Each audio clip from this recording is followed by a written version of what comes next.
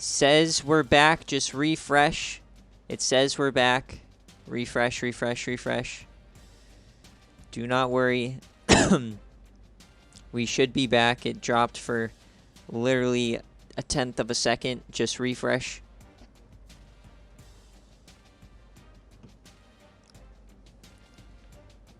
I'm here. Just refresh. You're good.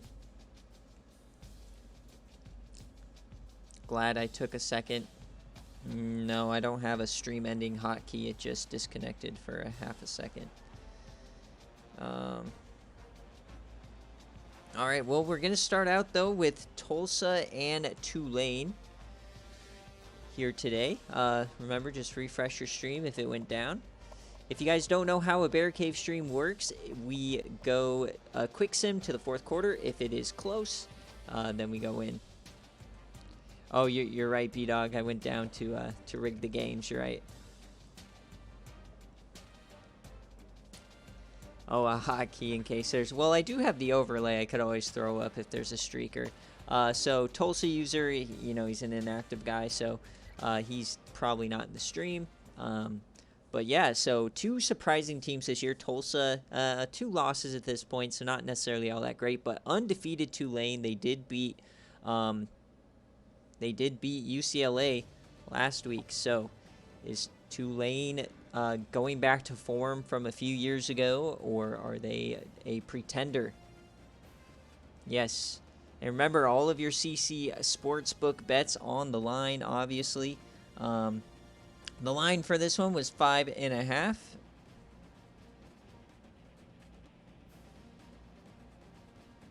I do not remember my crazy over-unders this week, but SMU also on a tear recently. But the over-under for this game was 55.5. My algo this week made 31K last week, and it loved the unders this week. So we'll see if it works out. Welcome in, Flame. BearCave week, and this after this stream marks the exact halfway point of the season. So if this is your first season in the SFA, you've done a great job so far. Made it to the halfway mark. Hopefully you're still somewhat in the hunt. All right, so as always, I do heads and kick if users are not here.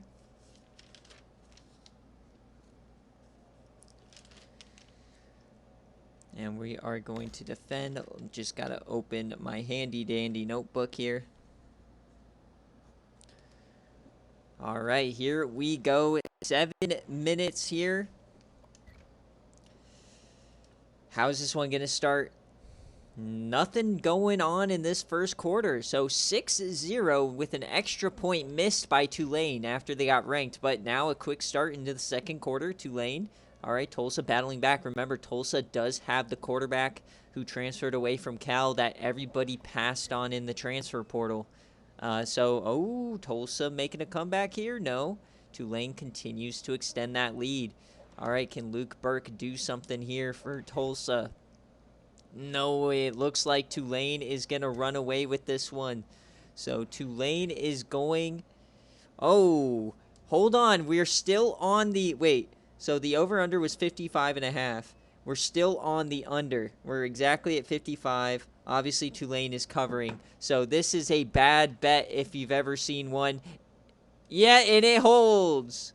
So if you pick the Tulsa-Tulane over, that is as bad of a bet as it gets. That missed extra point. So if somebody ends up doing a bad beat media station or something, this should be your first game. Under by 0.5 points because of a missed extra point by Tulane. That is incredible. What a great bad beat as Luke Burt goes 2 for 2. I don't know if that's one I bet. I don't remember. I'm assuming it's one I bet, but I definitely bet the under. Coker did pretty well here. There's not really any. There isn't any SFA players over on Tulsa, so this is kind of all pointless. Tulane as well. Brandon Rucker, though. Okay, this guy, a redshirt senior, now 5-0 at Tulane. 4 touchdowns, no interceptions. great start to the year for this team, a team who really hasn't been relevant in a few years.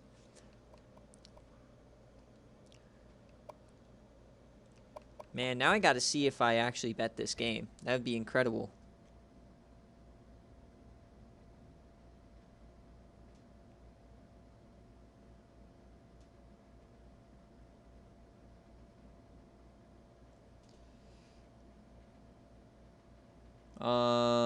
No, I said this game was too close to call, apparently.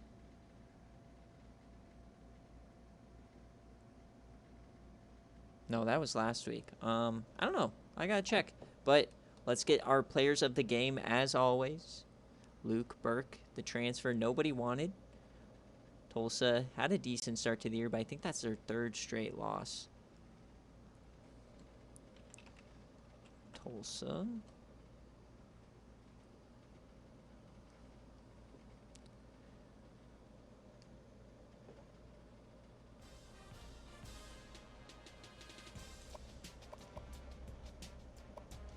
All right, so next up in our, hold on.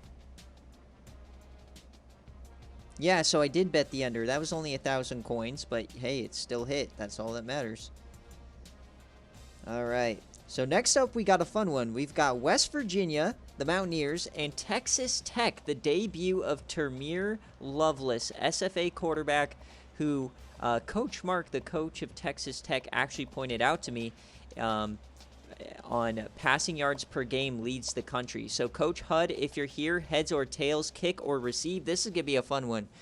Texas Tech Red Raiders have not been good since season 4 when they won the national championship, but they're 3-1. This is a massive chance on the national stage. I don't want to talk about the Buffs.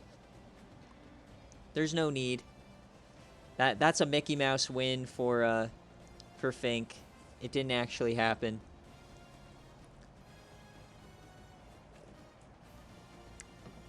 So for you CC Sportsbook bettors, this is a 4-point spread for Texas Tech and a 58.5 over-under. I believe this is one that my algo loved the under on, so, I mean, we'll see. Yeah, BYU did cheat. We saw them on Watch Party last week. I don't understand how that team scores 52. Had to be fake news. Also, Emmett, that Motley stat line was so horrific. He is dropping out of my mock draft unless he drastically changes. But Texas Tech here, the debut of Termere Lovelace. I don't know if he meant to put him in a number 15 jersey to mimic Mahomes, but that's what he's wearing. And then Kenny Garrison on the outside is star wide receiver. I don't see anything from Coach Hud, so he's going heads and kick. All right. So we'll see if Coach Mark, he has been silently in the SFA for quite a while.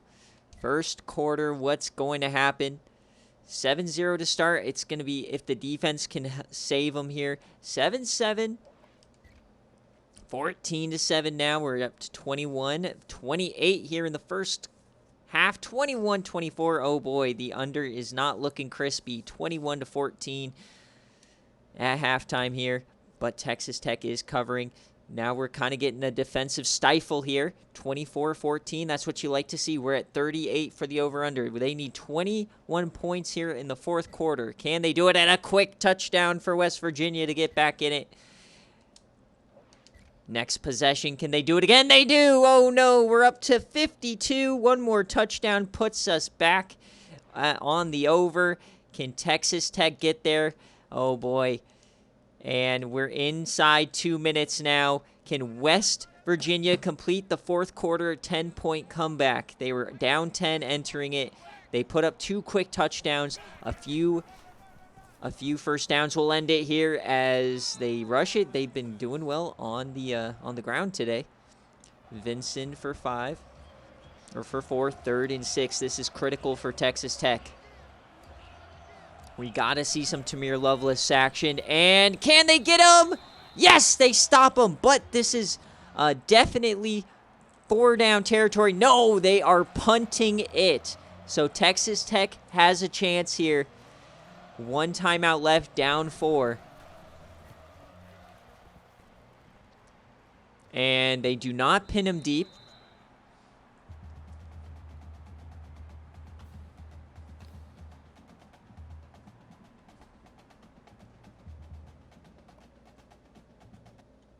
All right, the debut of Tamir Lovelace, SFA player, and Kenny Garrison.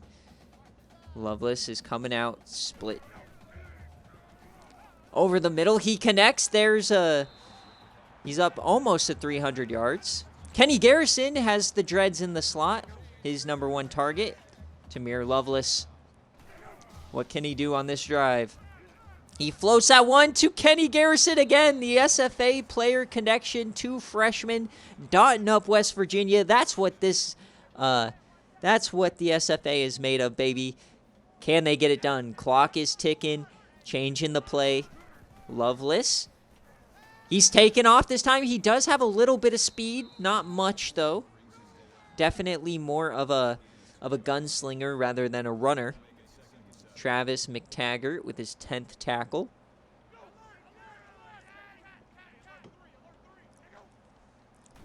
Running back in motion. 4-man blitz. He dumps that outside. That goes nowhere, but the clock does stop.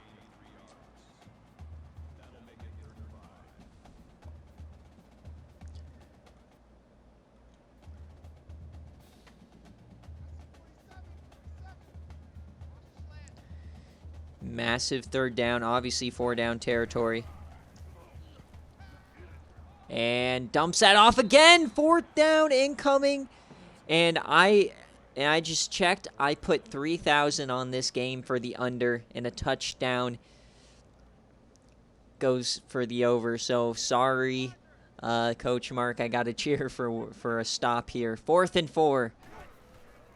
Oh, they bring a cover 0 blitz, and it's intercepted! West Virginia on the run. Can he take it all the way? He breaks a tackle! Down at the 1, but West Virginia's gonna win it.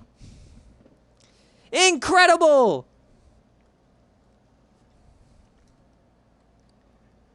Please just kneel it. By golly, just kneel the ball. No, the over's gonna hit. What a bad take. No! Stop him! Yes! Yes, the under is still alive. Please just kneel it. By all golly, please just kneel it. This could be the greatest under call of all time. For the algo, please! Yes!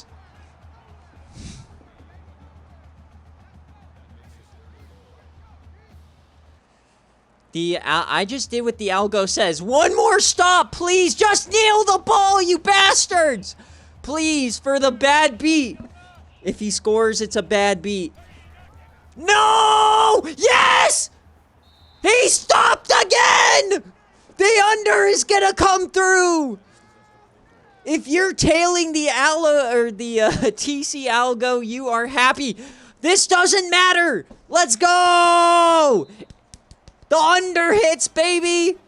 Unfortunately, Texas Tech couldn't get the win, but the under hits. Kenny Garrison, you are the greatest motherfucker in the world, tackling the cornerback at the inch. We're 2 for 2. 2 to start the day. 2 games that were massive bad beats if you hit the over. The first game hit the under by an extra point. The second game hit the under because they tackled the guy on the pick 6 at the inch-yard line, and they ran 3 plays and couldn't score. Incredible. Unfortunately, Tamir Lovelace couldn't get it done, but by golly, the under hit. That's what we care about. The CC Sportsbook is fantastic. It gives so much more stuff to cheer for coaches. Yeah, you copied me in your parlay, my guy.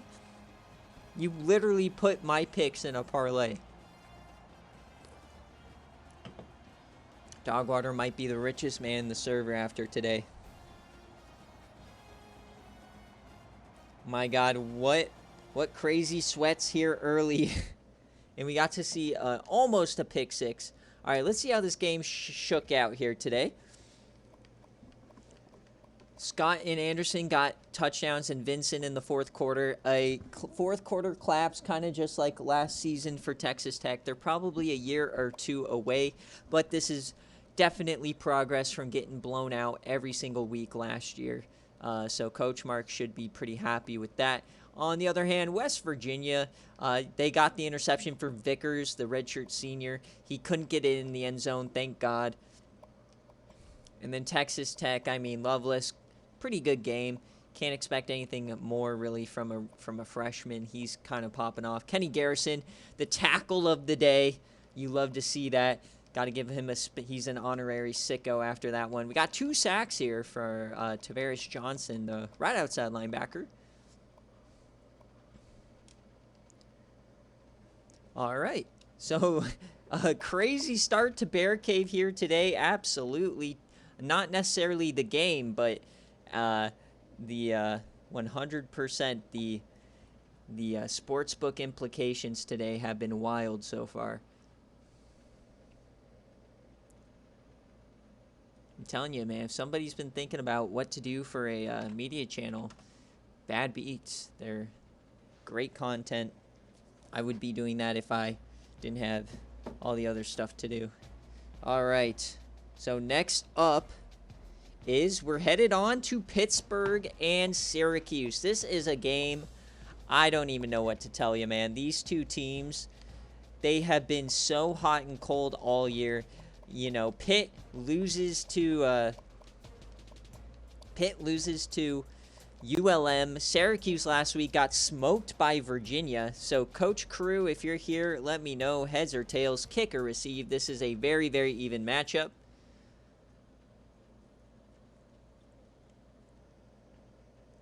And if you look at the numbers, oh my God, look how similar these teams are. This should have been a push. My God. Well, they have both been pretty much carbon copies, blowing weird games, playing well in others. And we are here. I forget what they call this, but the Orange Dome, whatever you want to call it, the Carrier Dome.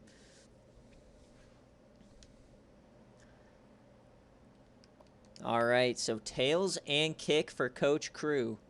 You get to see some Jaws Patterson action today. Absolutely love to see it. This is a new era of Syracuse football. Most of their SFA core is gone. And they jet out to a 14-0 lead. So definitely not the start you wanted to see. This game is a 4.5-point favorite for Syracuse. And they are now up 3 scores. So, okay, Pittsburgh gets one back. And this over-under is labeled at 59-50. 24-7 here for Pittsburgh. Can they battle back here today? It's not looking like it. Wait a second. All right, so the exact same situation we were in last game. Down 10 entering the fourth quarter. Can Pittsburgh come back like West Virginia? No. So we're at 45 for the over-under. They need a couple scores here, and they don't get it. We're going to go one play at a time here. Unfortunately, it is still 2 scores. Can they get a stop? They do, and they force the field goal, so hope is still alive. Down 3 possessions. Fortunately, we cannot jump in. Oh, boy. So we are now at 55. Remember, that over-under is 59.5. They are making us sweat today, boys and girls. So we're going to go one play at a time, see if Syracuse can kneel this out. No, they're going to kick a field goal. And nope, that is the end of the game. Coach Crew back to the drawing board, a 13-point loss. And the under, baby. Dogwater, please keep telling me which games we picked, because I know the under hit as Charlie Heaton, SFA player. Daniel Sisk with a 75-yard run. That transfer portal pick is going crazy. Pass for Jaws Patterson. Another one. This Gore guy seems pretty good. Let's check the stats. It seemed like Syracuse just jumped out to a lead there and never recovered. Jaws Patterson with a decent day. Daniel Sisk, outside that one run, didn't really do much. Same with Patterson.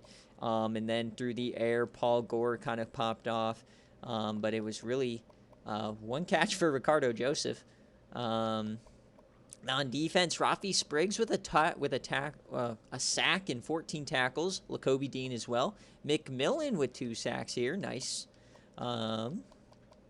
Anybody else crazy go off? No, doesn't look like it.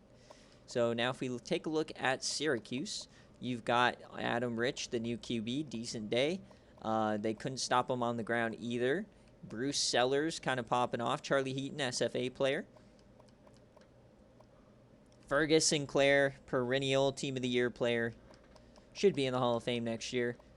Going to be a top 5 pick in the draft. On defense, they don't have anybody except Dewey Deeks, who didn't even do anything. All right. Oh, yeah, definitely, like you promised Jaws Patterson, Ricardo Joseph got some decent progression, so at least you're utilizing him somehow instead of him just sitting back up. So it's definitely good. So the under hits again. I'm telling you, the algo's crazy. If you are not tailing the Sickos parlay, oh, so this was the under that was in my Sickos parlay. Let's go. I forget what else was in my Sickos parlay. I should kind of remember what my bets are.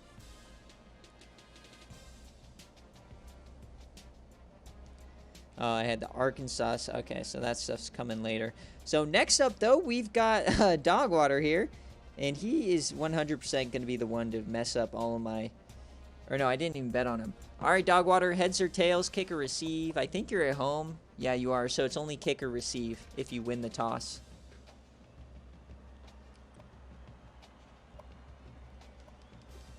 So Dogwater claims he is the best team in the world on stream, just not in sim. He wants to kick. Coach Damien has a chance to do the funniest thing ever.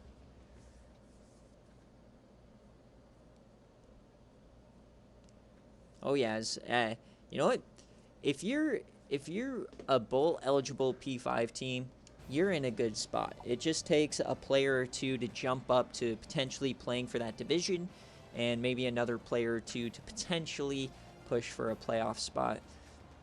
Luckily, if you're in the P5, you have a lot of chances at getting losses, basically. So any more than 3 mistakes, you're out, but you always have a chance until you get that 4th strike. Is this Sicko's game of the week? No, it's not. Next one's Sicko's. But this game, for those bettors who were sicko enough to bet on it, the over-under 66.5, and the spread is 6 points to Arizona. I did not bet on this one. It was too close to call. Washington at Arizona.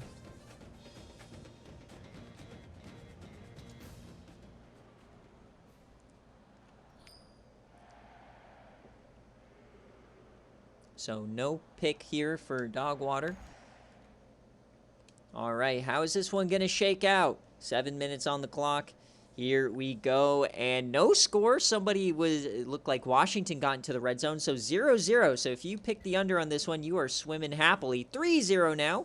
Can Arizona bow back? They do. It's 3-3. If this is a Janikowski game, you might get nervous. 10-10 here. They need 46.5 points to hit the over here today.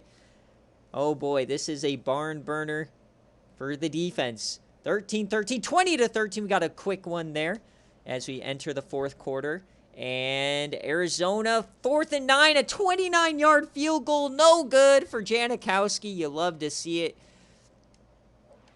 All right, and now we're going to go one at a time because it is a 1-possession game. Washington, can they do it? No, 4th down. So Bowers back on the ball. 4th and 13. Janikowski punts it. All right, so we're getting down to the nitty-gritty. 4th down, and they punt it back. 3rd and 1, 2nd and 16. Can Arizona, they just need a few first downs to win this game. Gamara in the backfield. Bowers, you got to think they're going to hand it to him. Bowers, and he gets smoked up the middle. Bowers looking like a shrimpy back there today.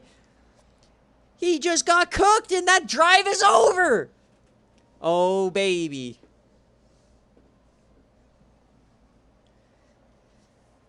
I mean, this could be one of those that goes into overtime, and then you get, like, triple OT and the over hits. So Washington needs a touchdown here. So Desert Swarm or bust, the perfect setup to last season. For those of you that don't know, Arizona blew 2 games last year that were perhaps the funniest chokes of all time.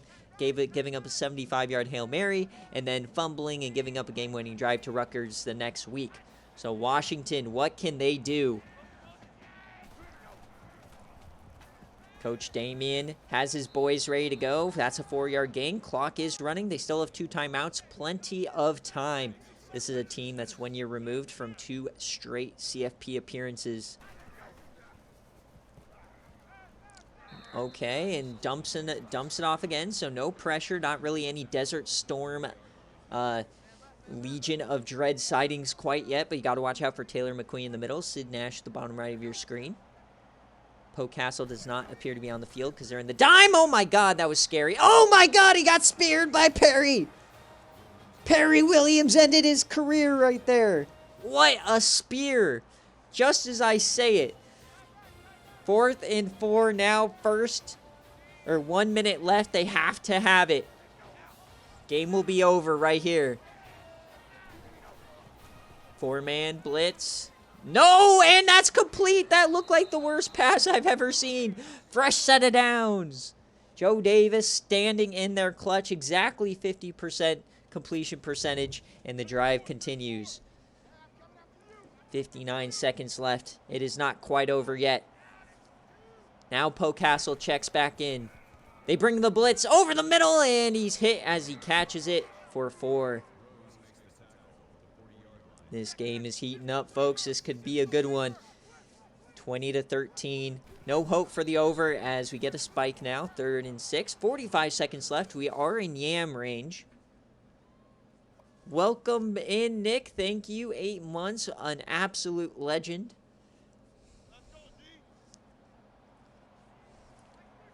This year, I can't even claim you're helping to fund your own championship trophy. Pain. As we get another first down now.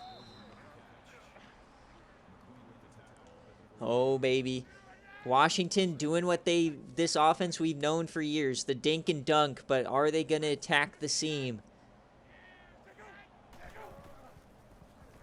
He's yamming it to the end zone. Oh, baby. We got a big play, and they tackle him.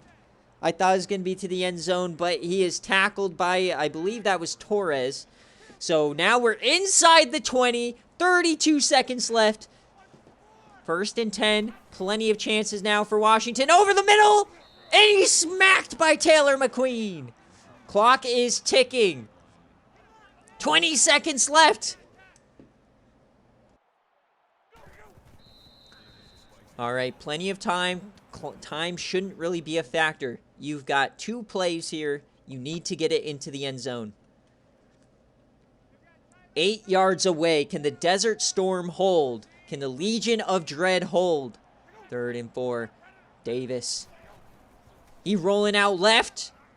And off the back foot, he catches it into the end zone. Touchdown, Washington! Taylor McQueen hit him into the end zone, and we got a timed football game. What little awareness from Taylor McQueen. He just smacked him right into the end zone. All right, folks. We need 26.5 points in overtime. Oh, man. Dogwater's scared now. He needs to talk about this. 10 seconds left. Calling his timeouts. Can Dogwater do something magical here in Tucson? Oh, we got a return! What a return by Sean Riley. Now 4 seconds left. We're in yam range for Gamara. Have the tables turned in Tucson. 20-20, Gamara. Watch out for Wishbone. Watch out for Lazard. Right of your screen. Gamara has the time. He yams it deep! It's caught! But time is out and we're going to OT! Mike Wishbone makes the catch, but just not enough arm strength from Gamara.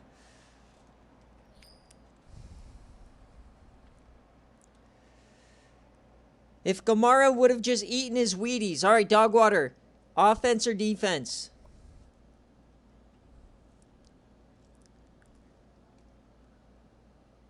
Offense or defense? Defense. All right, here we go. Overtime. Are we going to get another bad beat for the over-under? They've been all very close. All right, Washington starts out with the football. Little Maryland eye throw. He connects. Taylor McQueen getting cooked again in coverage. He's not had his best fourth quarter here today. We got missed field goals from Sebastian Janikowski. We've got Legion of Dread owning. Fullback dives up the middle. This is a true Pac-12 classic here today. I'm so glad I didn't choose to sim this game. Inside the 10, 2nd and 5. In the first overtime frame. Oh, they bring a blitz. He floats it wide open, man. Touchdown, Washington. Did he get the feet in bounds? They say it's good. They brought the blitz, but Taylor McQueen and Poe Castle just couldn't get there. As we take a look at one of the other upsets on the day, Arkansas taking out Baylor, who for the last 2 weeks have been without Colt Brennan, so these losses are kind of expected. Baylor basically needs to win out here for the rest of the season to keep their CFP streak alive. All right, it's put up or shut up time for Gamara. They need to get a touchdown or they lose. Handoff. Bowers up the middle. If he could have just gotten a yard on that last drive, they wouldn't even be here. But he got smoked in the backfield. Now they've got to play for their lives. 2nd and 6 after a decent gain. Mike Wishbone, top your screen. Alan Lazard at the bottom. Gamara. And over the middle, Luigi Greenberg ties it up. We're going to a second frame, and the underbettors are starting to get a little nervous. As we're now creeping. We're at 54 now, so we're within 2 scores of the over. So if we go to triple OT with touchdowns, your ass is grass. So 27-27. They flip fields. Arizona back. Hands it off. Same start to the drive as last time. Bowers up the middle.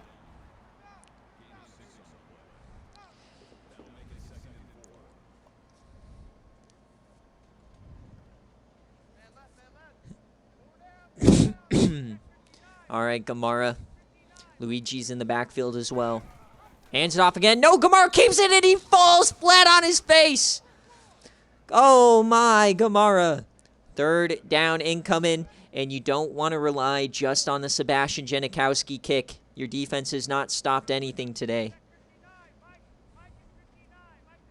Cardale Gamara. Absolutely. Oh, and he's hit as he throws, and thank God they called it an incompletion. Otherwise, that would have been the football game. Washington gets a stop. Now we got to rely on Sebastian Janikowski coming out for a 39-yarder. Kick. And it's good. All right, so Arizona takes the lead. If you are an over-better, you are now pissed. The under-bettors starting to sweat a little less. Washington wins with a touchdown, ties with a field goal, loses with anything else. 1st and 10, Davis. He floats that! And they call it a catch! And they're hurrying it up! There is nobody calling for the review! Oh my God, Arizona getting screwed! The Washington screw job, and they quick snap it, and it's a quick run, and he goes down. Oh my, there's no way that was a catch. There's no way that was a catch. There's no chance. There's no chance in hell. Can Washington win it? Second and goal. Triple option. Joe Davis. No, he's stopped by Torres once again, saving the day. Third and goal. Can Arizona get off the field? Can the Desert Swarm finally get a stop? We're looking at you, Taylor McQueen. We're looking at you, Poe Castle. Third and goal. Davis, man in motion. Davis, four-man rush. Floats that in. Oh, my God, that was the game. Oh, Rose just dropped it, and we're going to triple overtime. So Arizona gets lucked out, but they just choked the game. That was it. And we're going to triple OT. So now any touchdowns in this third overtime and the over hits. We are at 40 for the over-under. This might be the most crazy bad beats of the year. All in a row. And we hand it off now. Washington right back. Oh, correct. So remember, 2-point conversion. So 6 points doesn't hit the over quite yet. Oh my, that would be even funnier. All of this shenanigans just to get right at 66. Hand off. And they go down. Dogwater, this just feels like... This feels exactly like the Louisiana ECU game from last year, the triple overtime. I had 3 chances with the game on the line with 1 play, and I didn't get it. And it ended in triple overtime, so we'll see. Washington over the middle, and Taylor McQueen did it again. He had the chance to end the game. But we're settling now for another field goal. Can Washington convert? This is a 35.5-yarder.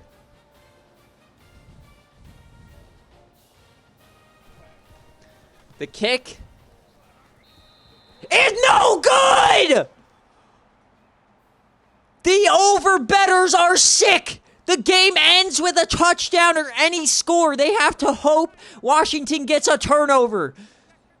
The over-bettors are absolutely beside themselves right now. Any score now for Arizona wins the game after a choked field goal. And Bowers is running it down their throats. Remember, folks, it's not quite over, though. You've got Sebastian Janikowski, the most notorious choker of all time. He missed a 29-yarder earlier in this game. 2nd and 6. 2nd and 6, Gamara, quick option. And he flips it to Bowers. That was risky as he goes backwards. They're trying to make it as difficult as possible for Sebastian. 3rd and 8. Triple overtime. And it's a screen pass, and they stop him. So it's going to be a 42-yarder from the win from the right hash. Triple overtime. Sebastian Janikowski for the win. 42 yards. Can Seabass do the unthinkable? The kick is up. Off the upright and no good! You can't make this up! We are going to 4 overtimes!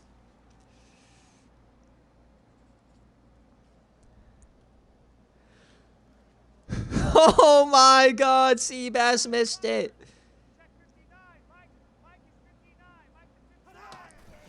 We're going to 4 OT. Mike Wishbone over the middle.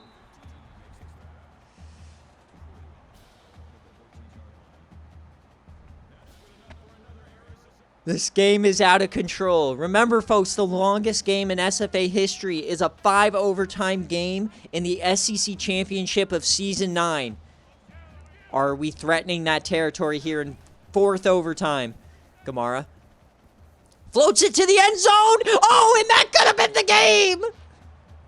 Another incompletion. He's trying to play hero ball now.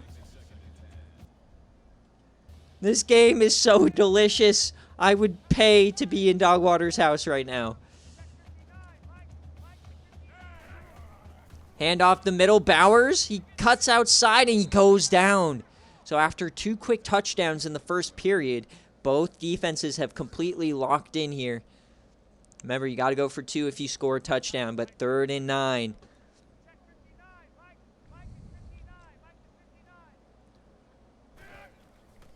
Gamara floats that out wide, and that's not going to do it. Lazard couldn't get to the marker, and Seabass trots back out. He's missed a couple here today. This one is a 24-yarder. The kick is up, and it's good for Arizona. All right, so Washington also had some field goal struggles. They missed one as well. So a touchdown wins it, a field goal ties it, and a miss or anything else ends the game. Come on, Washington. What are you going to do here, Davis? On the run, dumps that off. He gets a little bit of yardage, wrapped up by Taylor McQueen.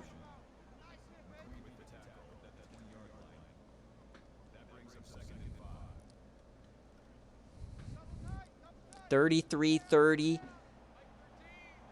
threatening the longest game in SFA history. Hand off the middle. That's going to be a first down. Washington moving the rock.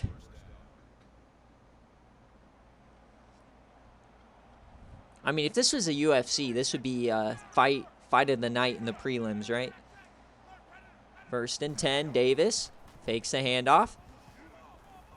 All the time in the world, no rush to think about triple. Oh my God, walk-off touchdown! He broke like 4 tackles, and Washington beats the Desert Storm! 4 overtimes, and Washington is left standing.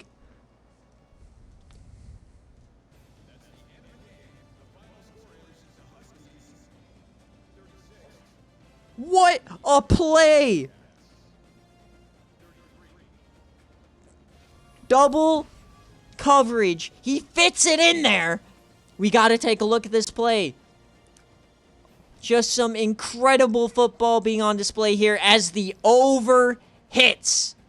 We went into overtime 20-20, 26.5 points below, and the over ended up hitting. Absolutely incredible. What? Man, I cooked up a beautiful script on this one, didn't I? I'm sorry, Dogwater. This is one of those rough moments. Oh, we've all been there. This is why there's not been a user win a national championship. It's just some reason the game knows. The game just knows. The blue square strikes again. We got to watch this last play, though, once again. And that is a game day classic, 100%. I have not simmed that game quite yet. All right, here is the replay. Obviously, it was a fake, and he came all the way from the right side of the field. Look how many guys are tailing, 2. Oh, man, who is that? Townsend gets smoked. That is Perry Williams getting smoked as well. He takes out the linebacker. And Rose, who dropped the pick 6 last time. Oh, my God. What an incredible play from this receiver.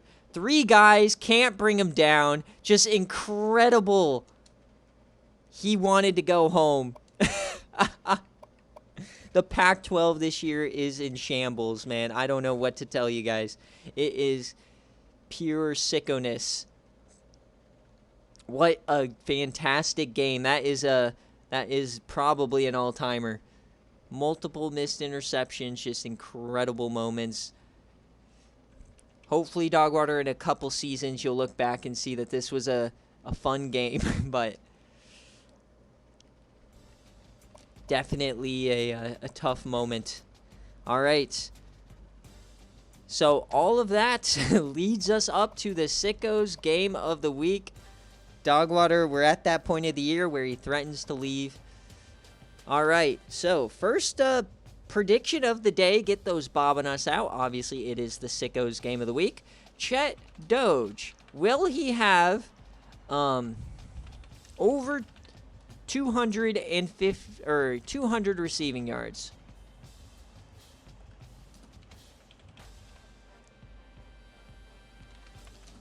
Over 199.5 and under. Remember, you got a minute. Get those Bobanos popping.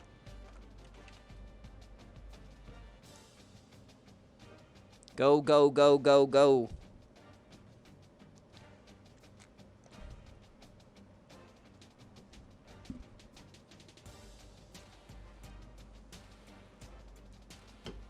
Dogwater, I'm in the same boat. That's how I feel about my team.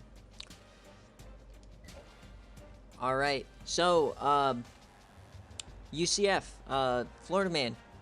Kick or receive if you win the toss.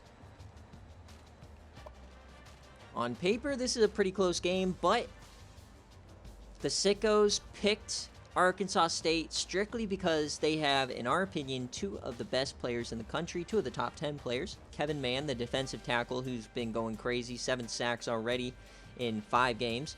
And Chet Doge, obviously, the best wide receiver we've ever seen. So, get those last-second predictions in.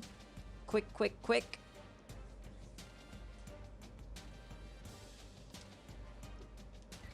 Just an absolutely incredible slate of games so far. All have been super close, super fun, especially for the sportsbook. Shout out to Nick for setting some great over-under lines this week. He made the algo work pretty hard, and these have been super fun to watch. So, I mean, we got Arkansas State coming in this game, a 6.5-point road favorite, and the over-under is 59.5. Now, my algo said to bet 3K on this game, but because Chet Doge hit a couple or missed a couple because of injury, I decided to only bet 1K because I'm not as confident, because I feel like him not being on the field kind of skews the algorithm. So we'll see what this game entails. This is a game where I think I might lose. Don't worry about Dogwater. He's just in his typical loss haze where he wants out. It's all good. All right, so no pick for UCF here. All right, so over under 200 receiving yards for Arkansas State. That was probably already a touchdown for Doge, probably another one. We will see a little later on. But can UCF, a surprise of the year, normally first-year coaches don't have much success. UCF doing pretty well, 2-3, competing with the reigning Sun Belt champion. As we are at halftime now, 21-7. They are hanging tough, but they need to get this run game going. And it doesn't look like they're doing it. It just looks like they're getting stopped in the red zone. And this one potentially could be getting out of hand. You got to start scoring, UCF, as we are not within 2 scores. So we unfortunately have to keep simming until they do. And it just seems like a big load of nothing is happening here. Hold up. There we go. All right. So can they get a stop? We're not within it yet, and here comes the kneeling formations, and there is the ball game. A 10-point loss. They did keep it close. The under does hit rather easily, so I should have trusted the algo. And to start the game, look at this. Chet Doge, 2 touchdowns, 64 yards to start the game, and then 22. Like, this man is a beast. I don't know what to tell you. But the question is, did he hit? Thomas Horn actually had a good game. This is one of those games where you got down early, so your quarterback had to step up, and he actually did play pretty well. Rushing, I mean, Calvin Parker screwed the pooch. This is why you lost. He has to be the best player on the field, and he was not. Good game for Daly. And then on the defensive side, 5 guys in double-digit tackles. You had 5 sacks as well, so the defense absolutely going ballistic, trying to keep them only to 24 points, and it worked. So that is some fantastic play by UCF. This is definitely a good one. But Jed Ford, great day.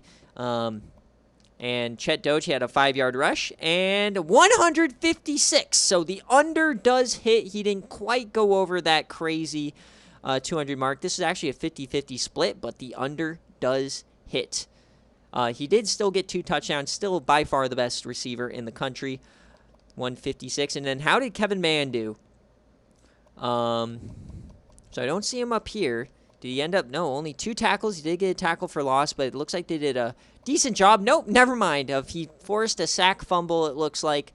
typical Kevin Mann. Big day for him as well. So that is the game. And now we're going to go on to the Patreon BearCave Game of the Week, voted on by Patreon, spread set by Patreon. You cannot give Jed Ford Player of the Game. That's just crazy. You can't do it. Boo.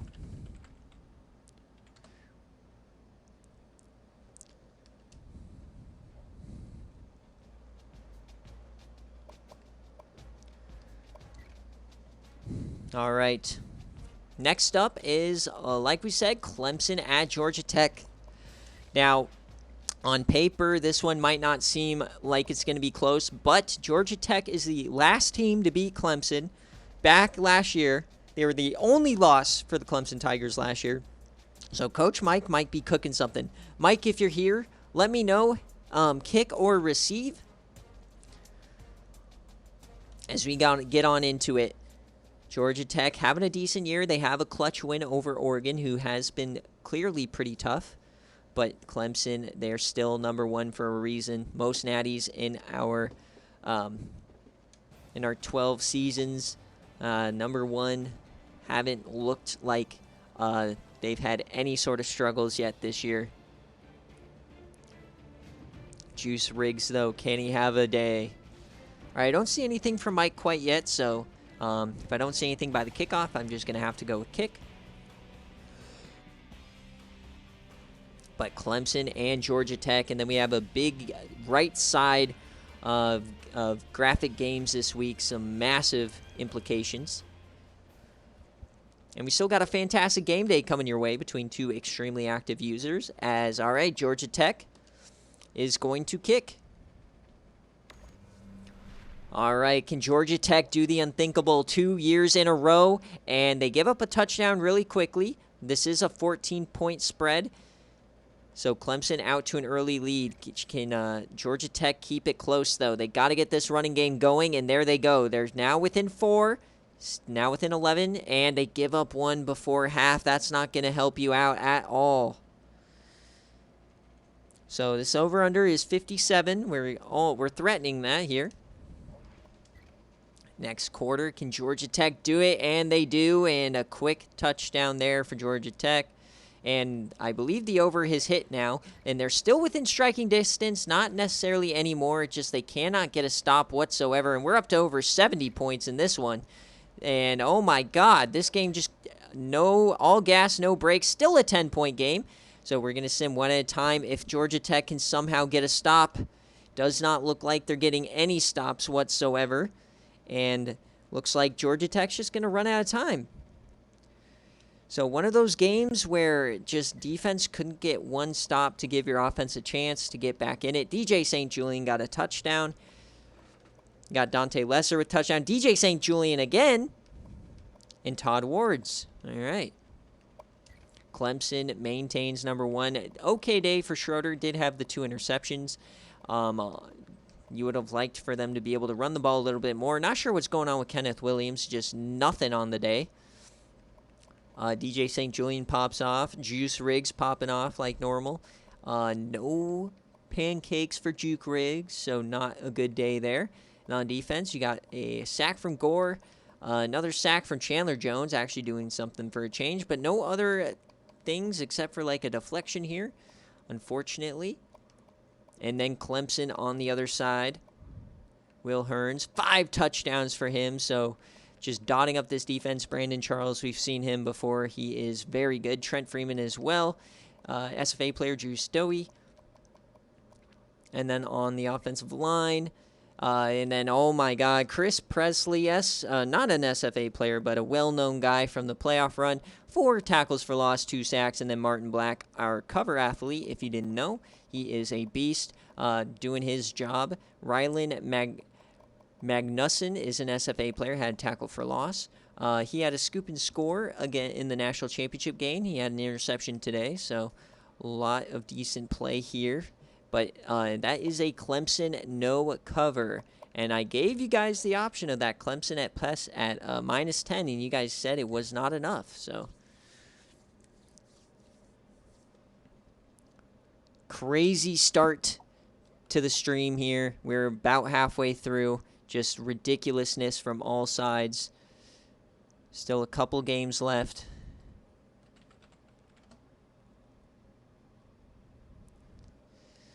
And it's time for me to stop running. This is the point where I always sim my game. As you guys know, if I'm not on stream, I just quick sim my games on stream for you guys. This is how I sim all the games. I just press sim game and it pops it up and we see how, and then we laugh at me for losing. So come on, baby, please destroy this team, please. I need it. All right, that's all we needed is something. So we threw a pick 6, but Vanilla Vic getting 3 touchdowns. That's what we needed from him. Beautiful game, 38-10. That's what you like to see. Vanilla Vic popping off per usual. I just got to get my player of the game so I remember to go back and post my game because I often forget. Telling you, there are not 13 teams in the country better than me. Yes, sir, B-Dog. Let's go. All right, let me check my graphic now for the next game. Oh, boy, we got a fun one. LSU and Cal. So Cal had a fantastic game last week on BearCave. We all watched Toth pop off. They had a great game. Chad Blunt, redemption, basically. And then LSU, you've got Skyflyer completely shitting himself.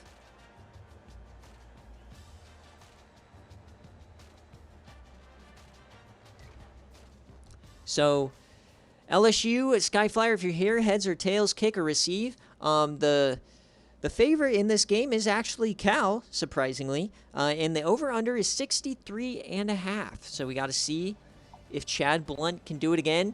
If there is Toth as well. Darius Toth has been... we don't know if this is the real Darius Toth or a body double. The IMP have been after him, and Chuck E. Cheese, murder... and everything, but there is no evidence quite yet other than a little bit of blood. So we'll see, but Cal is unbothered.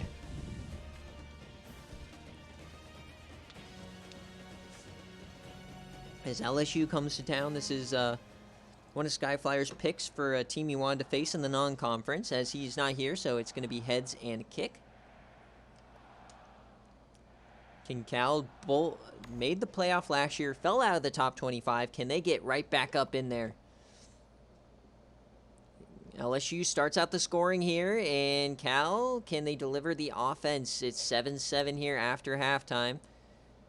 Or not after halftime, after the first quarter. LSU going up 2 scores now. Cal needs to battle back, and they have just not seemed to do much here at home. All right, quick touchdown to start the half there.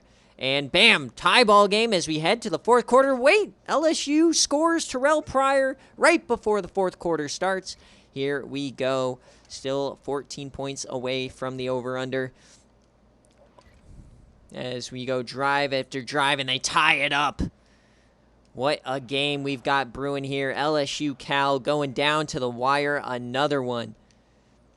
And we're getting close, and we got a 1st and goal now. Can they punch it in? We're jumping in here. 2 minutes, 19 seconds, 2nd and goal. Watch out for Toth at the bottom of your screen. Chad Blunt, the lefty. He has time. He floats that. No, he throws it away. Chad Blunt definitely not having the same kind of a day he had last week.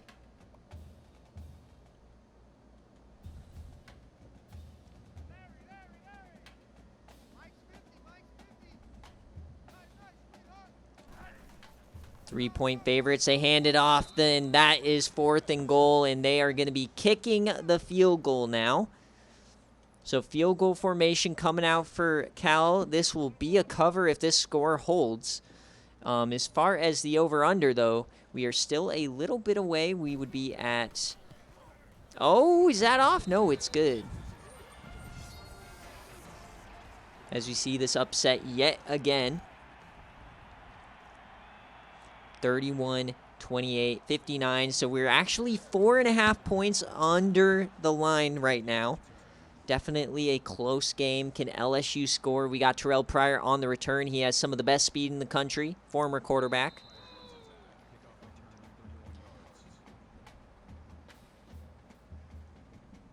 I'm still trying to come down from that Washington game, and then what a fun game we saw there. Unfortunately, it didn't go in the way of our user, but it's just one of those deals. But can Skyflyer come back here? Can he get a massive non-conference win? And William Keller up the middle, one of the early breakout players of this young season, as he has over 150 yards on the day, trying to catch UCLA's A.J. Sampson.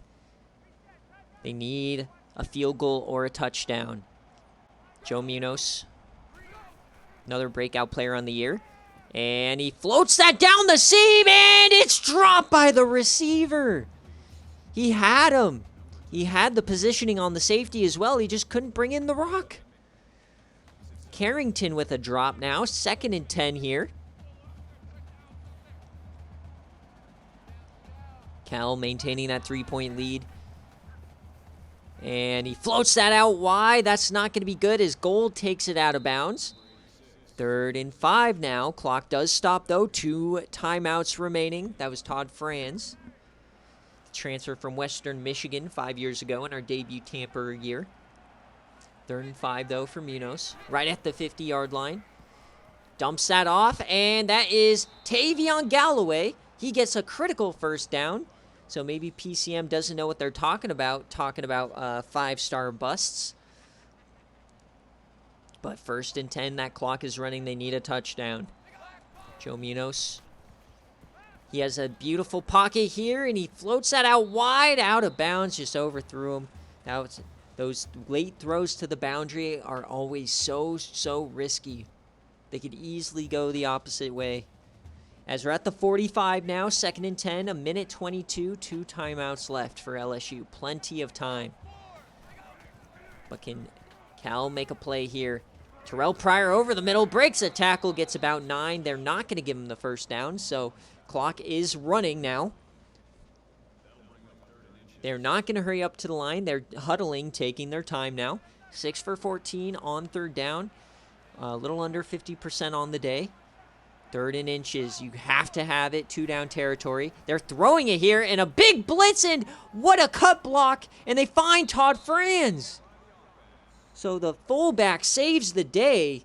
I'm not sure if that was the fullback or the running back, but they saved the day with that cut block. It would have been a sack, and they got a fresh set of downs now, threatening the red zone. Pac-12 once again on their back foot. The over hits with a touchdown. And broken tackle here by Jeff Gold. 2nd and 1, 40 seconds left. Can Cal somehow hold on? 3rd and 1. If they get a stop here, they could potentially force a field goal and potentially overtime.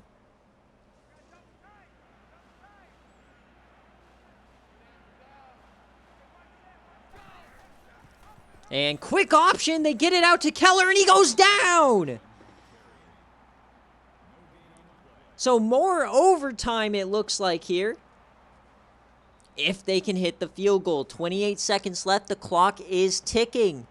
They're going to wait probably for the last play of the game. No, they leave time on the clock. And it's missed wide right! LSU misses the field goal!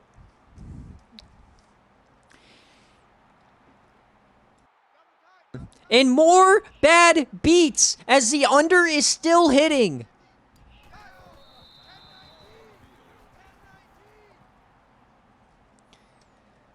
And it's all over, folks. One more kneel down, and Cal covers at home. What a choke by this LSU team that was at the top 10 at one point. Cal surely is going to be jumping right back into the top 25 after back-to-back big wins over users. 31-28, Chad Blunt still on top of the world. Wild games, game after game. This is incredible. We are having a BearCave to remember, folks.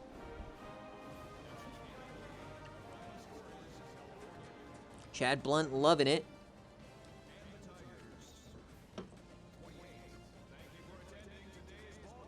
Remember, guys, after BearCave, we have a few more games, but we've got game day and then recruits later on tonight. So LSU drops to 4-3. Cal goes to 4-2. A massive non-conference win for Cal, making up for those 2 losses early on in the year. This has just not been a good... This has not been a good stream for our users, unfortunately. Oh boy. I am not excited for this next game. I put 10,000 coins on the line.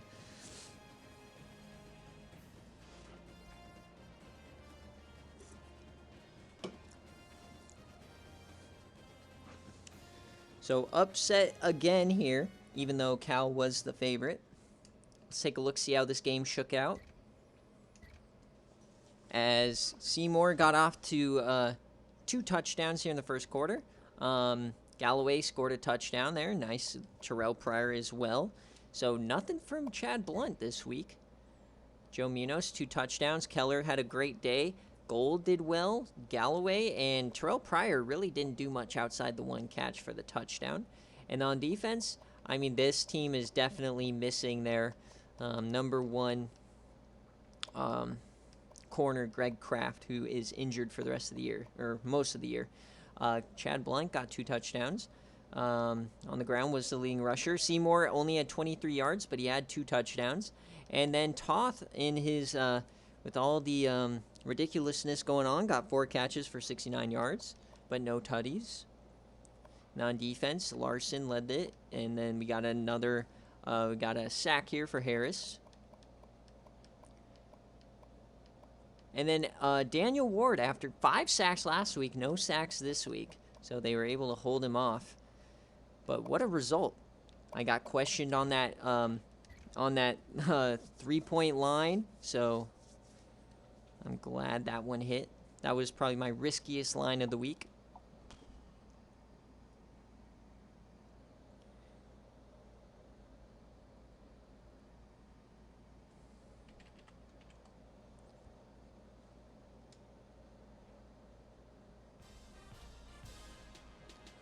All right, next up, we've got Nebraska and Texas. So Dave or Coach Chewy, if Chewy is here, he gets priority in the pick. So let me know. Heads or tails, kick or receive for Chewy. If it's just Dave here, let me know if it's kick or receive. I'm not going to go quite yet. I want to give you a chance to talk and chat. We got 3 games left here.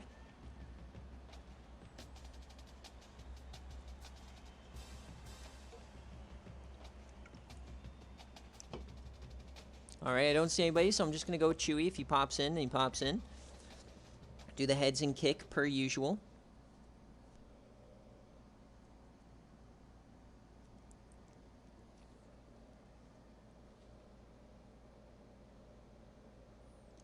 Massive implications here in the Big 12 for Nebraska. They need to keep winning.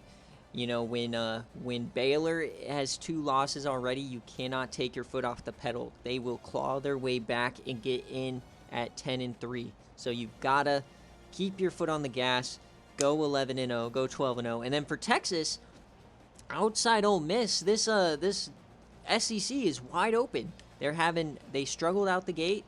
Luckily, it's a non-conference loss to Akron, so they have a massive chance. Unfortunately, Coach Chewy, if you're watching, I have to cheer for Texas this week. I put 10K on the money line.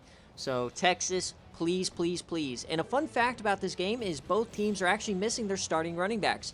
Todd Phillips got hurt for Texas, and McKinley, the transfer from Alabama, is hurt for Nebraska. So 2 backup running backs in this game. It's going to come down to the arm of Paul Sanford, SFA quarterback, redshirt senior, and the young gun, the freshman, Sal Easton for Texas.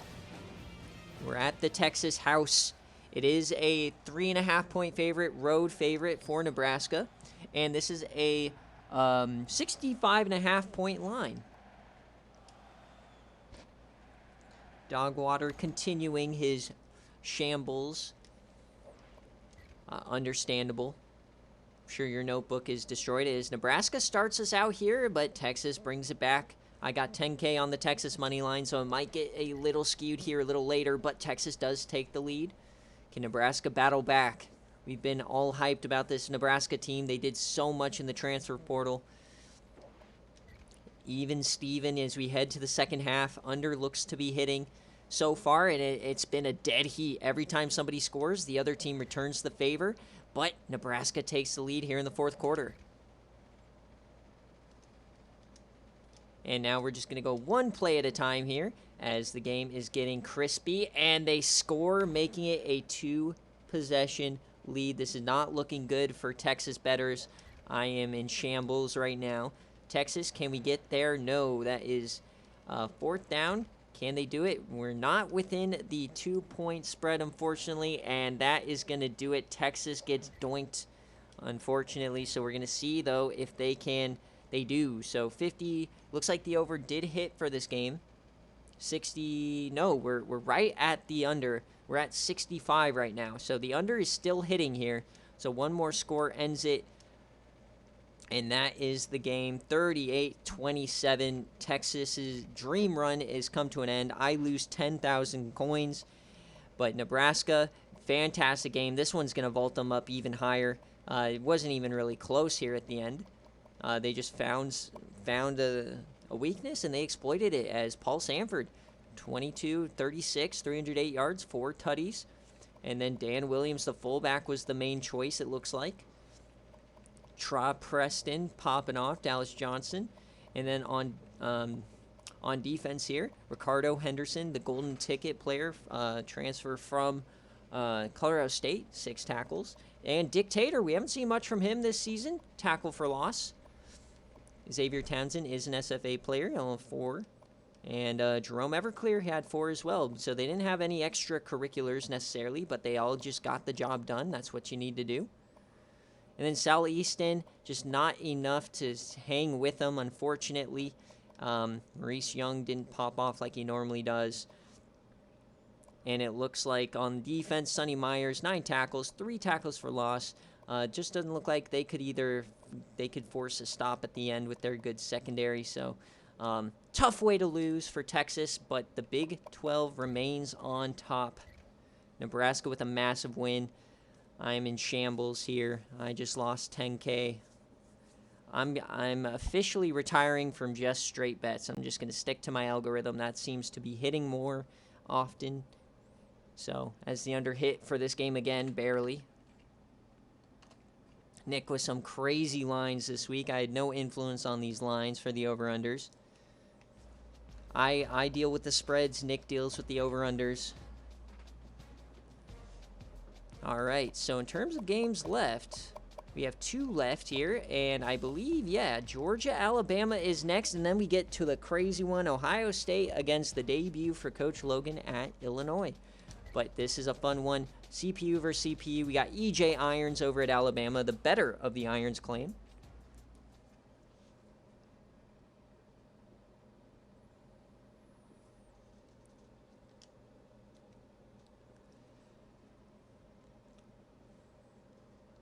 Welcome in, Knoll Nation.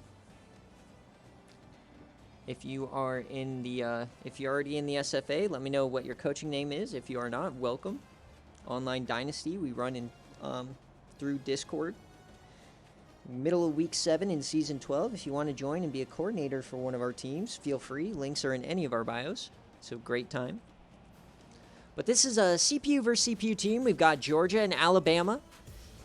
Alabama having a comeback year at the helm of SFA player EJ Irons. Oh man, I'm vibing. Anytime it's a stream day for the SFA, I am happy as a clam. We got a fantastic game coming up a little later between Georgia Southern and Michigan State, both undefeated. So it's going to be a great night. ECU won. It's my 80th career win. So I'm vibing today. Dogwater lost. It's a great day, folks. I'm sorry, Dogwater. Don't take that to heart. I don't actually hate your team. Mixed emotions because while I'm excited for the game, I know they're going to mess it up. So, you know, it's just one of those things. All right. But this game, massive implications in the SEC on the line. Alabama starts us off with a quick touchdown. Georgia gets right back. Remember, Georgia is the highest overall team in the nation, but they have struggled this year to start.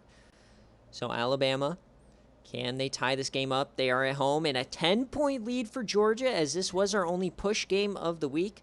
24-7 now. Georgia giving them a licking here. Georgia all of a sudden now decides to be the team that we all thought they were. My God, Brian McBrien taking no prisoners today. These Alabama fans at home getting smoked. Holy smokes. We're at 52 for the over-under, so one more touchdown is all we can afford. As another interception and a touchdown here. We got a Dickweed is in throwing touchdowns, the SFA backup. And one more score puts this game in the over category as we get a fumble recovery and they get a score in the over hits. As Georgia, though, wallops Alabama here today. An absolute massive display here for Georgia. Offensive explosion as you got Brian McBrien getting it to Broussard, SFA player. You got Brian McBrien just going crazy until Dickweed comes in, the backups. So let's see how this game shook out. Dickweed 2 for 2, 110 yards. What is that QB rating? 892. You'll never see a better QB rating out there. Just incredible display from the Georgia passing offense. I don't think I've ever seen a higher QBR. I'm sure it's broken in this game, but that's crazy. In terms of SFA players, Sockrider got 2 tackles. Keelan Carroll, only 2 tackles and a deflection. Jordan Whiting didn't really do anything today. Didn't really have to. You know, Alabama didn't do anything. Let's take a look at E.J. Irons, and he was mid. He's in the Heisman convo. Now he's not. Touchdown, 2 interceptions, 38% completion. That's not going to get you there. And couldn't really do anything on offense. Bob Pork had 2 pancakes. In terms of the defense, nothing special. Obviously, giving up 52 points is just ridiculous. So that is, if you pick Georgia, I mean, I think the majority probably picked Alabama, so that is a tough pill to swallow. I don't think my over-under is now doing as dramatically well, unfortunately. I mean, we'll see, but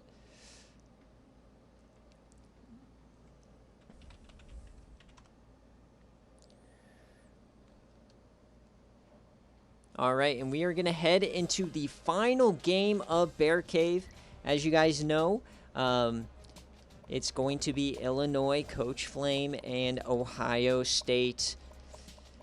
Team that just never loses conference games. If Ohio State hangs on, the Sickos parlay does hit in. So, Flame or Logan, if you're here, heads or kick or receive.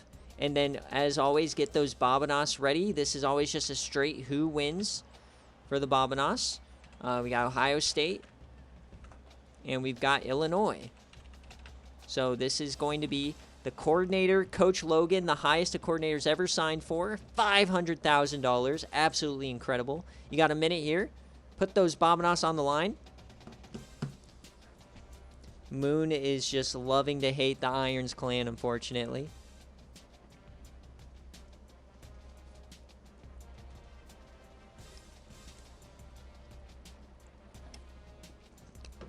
I think this might be a little too hard for Illinois to overcome, in my personal opinion. We got to see, though, is Illinois really him? Is he worth 500? Is Coach Logan worth 500K? Now, to be fair, Illinois has fallen off this year.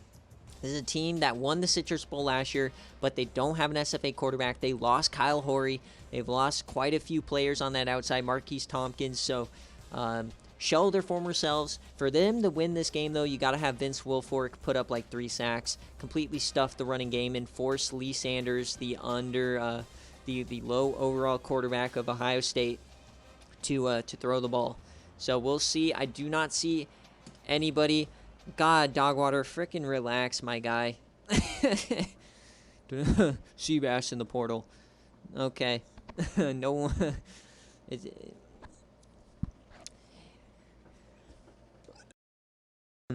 Dogwater's ridiculous. Man loses one game and he throws away his whole team. All right, Illinois.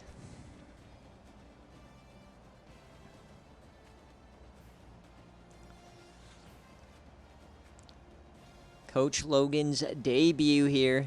Can he get this team back where they need to be? riding the coattails of the best coach in SFA history, Coach Flame. Made it to 5 CFPs with Baylor. Never got past the never got past the semifinal, but still 5 CFPs in a row. Pretty impressive. Against, obviously, Ohio State. Lost in dramatic fashion in the Rose Bowl last season against Clemson. Won the Natty in Season 10. So here we go. I do not see a kick or receive from anybody in our chat. Does not matter. All right. Can Illinois do the unthinkable, or does Ohio State continue their reign of terror in the Big Ten? Illinois starting out with a tutty. Oh, baby. So Ohio State struggling here early on the road, and they do not do anything in the red zone. Illinois. And we got a tie ball game going into halftime, folks. This is the last game of BearCave, so yes, after this is game day. As Ohio State takes the lead, Illinois has done nothing, and they turn it over in the red zone. Oh boy, Coach Logan, that contract not looking impressive right now as they fumble it again. Mike Allstott fumbled. Oh, Nelly, down 3. And Ohio State takes a 10-point lead, so we're not even going to jump in yet. And they, oh man, another score virtually ends this game. We're going to go play by play. They got a score for us to jump in. It's just, and an interception by Miles. Struggling to learn the new offense, I guess. And Ohio State, can they punch it in? They do. Oh my. Coach Logan, are we going to be calling for his job? And there is the end of the game. Illinois just couldn't get it done. $500K potentially down the drain. Dallas Jacobs getting in there. He was part of the Adam Vincent and Dallas Jacobs. Just not an impressive offensive showing. Tim Miles, the junior, 2 interceptions, 36 completion percentage. Mike Allstott, almost 100 yards. Boogie Toes getting more involved, so you do like to see that from this offense. Holman, I mean, you just didn't get the receivers involved. Breastfeeder, though, with 11 sacks. Niall Pancake with 8 pancakes. He gave up a sack, though. Vince Wilfork, that's what you had to do. You got the play from the defense. 2 sacks, 5 tackles for loss. An absolute stud, but didn't get anything else. Xavier James got himself a sack as well, so the 2 SFA players on defense. Guy Beard, the punter, got a tackle, and he is an SFA punter. Decent day for him. And then Ohio State up to 6-0. Lee Sanders, the SFA player, decent day. He's a game manager, kind of the perfect guy to run this run-heavy offense that we know for multiple seasons now. Now on defense, they have tons of SFA players in terms of corners. So Sean Storm had 8 tackles today. You had Derwin Rainey with 2. RJ Ware with 2, but no extracurriculars outside these 2 interceptions from the linebackers and safeties. And yeah, just that's just a cog in the Ohio State system. They just played their game and won the game. You know, I don't know what to tell you. He can't fire him, unfortunately. It doesn't work like that. You can't just fire him willy-nilly. You got to give me actual cause. 1 game against Ohio State does not qualify as probable cause to fire somebody. So you can be mad, you can riff them, but no firings, unfortunately, for 1 game. Yeah, Illinois' offense has been bad all year. All right, so let's confirm that all the games have been simmed. And as always, on BearCave tradition, we get to see a Week 8 preview. So, Oregon, UCLA is going to be a fun one. Tennessee, South Carolina, 2 terrible teams. ECU, Old Dominion. Georgia Tech, North Carolina, that's a fun one. Georgia Southern, Iowa State, that's another good one. Oregon State, Arizona. Or Arizona State, Wyoming. Ooh.